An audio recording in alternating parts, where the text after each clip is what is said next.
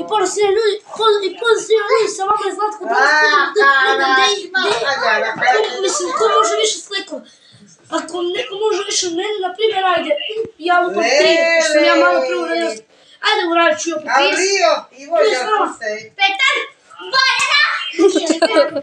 Ljudi, tu sa nama 3 takmičara, ko može više od mene? Htjeli sam Dragano ti za ovo tu. Ovo, plazmu dajemo reklamu.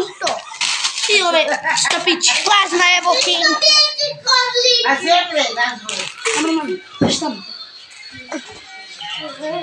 Ljudi, prvo idem ja. Ko može više sad? Dragane, glasa, kad se kalene, samo ti se torpe. Baba.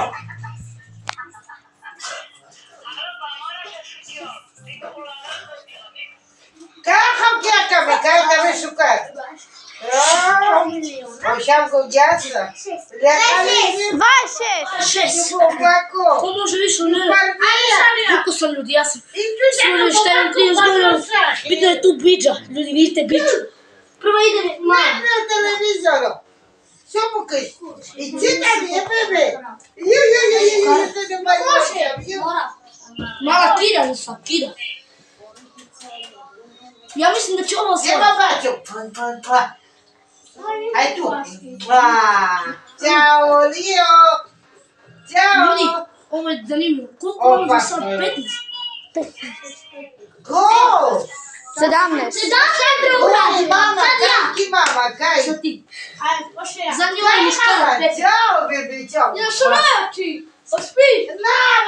Ljudi. Ovo mala, pusti još dole. Reka, pa gdje se da pusti da je bre. Ne može vam reći. Ajde, ja ću to ništa.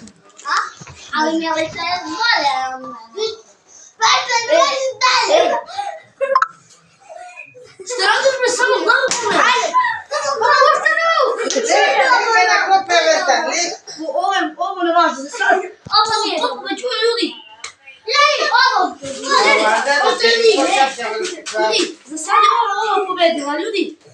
I to je to što se tiče ovoga videa, ja vam se naravno da se sviđa, ako vam se sviđa ovaj video, lajkujte i subscribe, mi se vidimo u neki drugi video.